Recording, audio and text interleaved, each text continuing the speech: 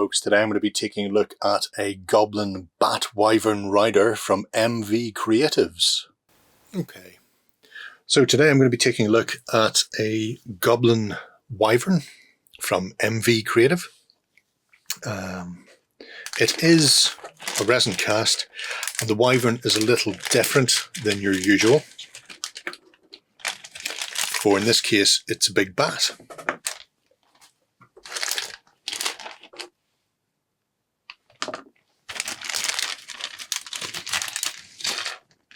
So we get a lot of resin. We get a 50mm base with a rather nice rock outcropping on it. Good texture. Sprue gate, found you. Only cleaned off. The bat itself, apart from being terrifying,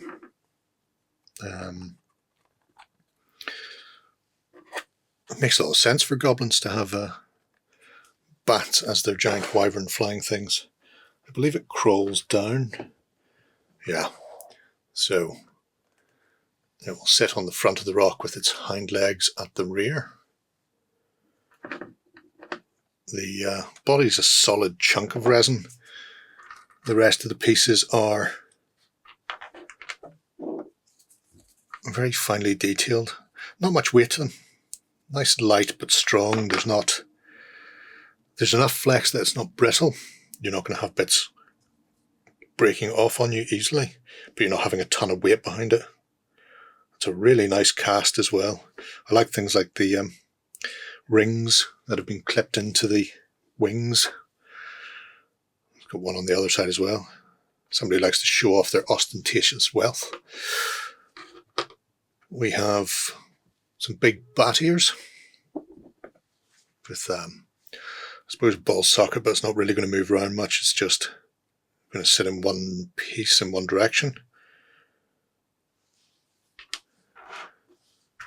We have our pilot's chair. Very Warcraft-like.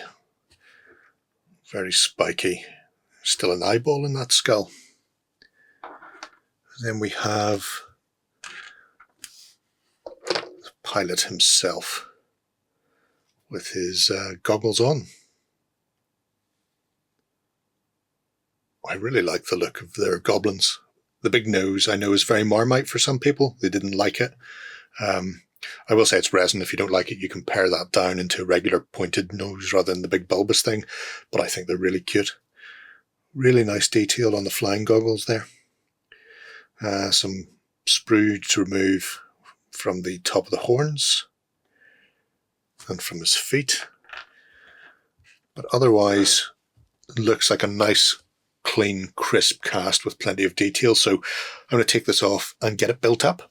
Alright, I'm back, and mutts and Kranths are assembled, more or less anyway. I've not glued little, I think, mutts on, so we'll have a look at him in a moment. And I've not glued to the base, so I can get in there and paint that. However, build was fairly straightforward, and it went together almost perfectly. I have a gap here now. That may be because I was being a bit fast and loose. I don't know if I'd line that up better before gluing it, if that would go flush. However, the position it's in means I can either pop it in the freezer and pop the wing off and try again, or just fill that with putty. I will probably fill it with putty. However, that is the only major issue with the assembly. The rest of it, as you can see, went together beautifully. Slight lines here where the body meets the legs. However, they are very neat joins. And with the way the musculature is sculpted, it actually hides them on the sides quite nicely.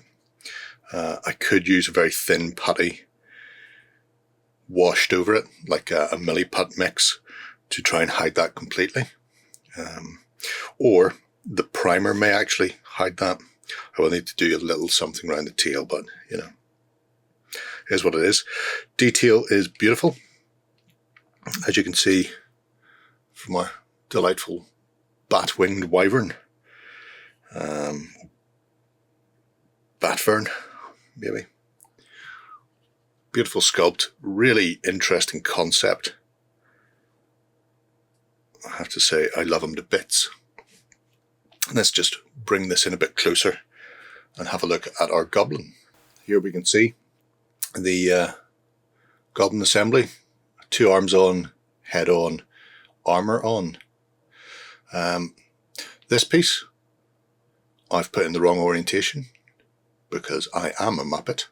So it has 2, I suppose, significant bolts or studs, one on either side, with that crescent sort of sideways.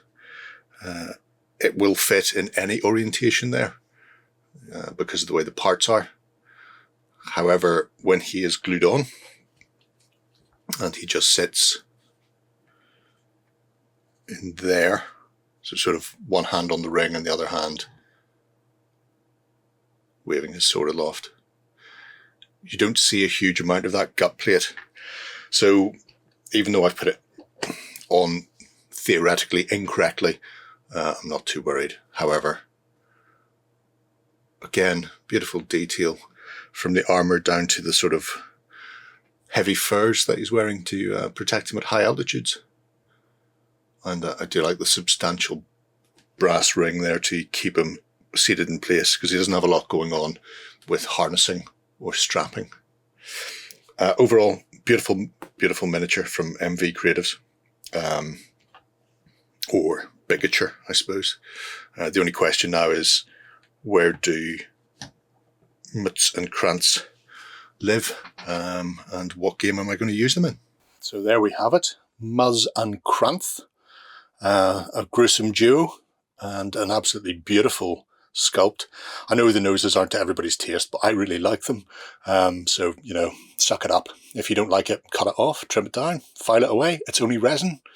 Make sure you wear a mask. But I really I love the idea that instead of being on a dragon or some sort of massive lizard thing, that it's like a 4-legged bat wyvern. It makes just so much sense for the goblins, and they've done it with absolute aplomb. So well worth checking out Emvicreatives and their goblin range. It's growing at the moment, I believe, so you should have a look. Until next time, bye-bye. Go ahead and check out our other content on screen now. And while you're at it, why not hit subscribe and remember to ding our dong. Go on, you know you want to click it. Go on.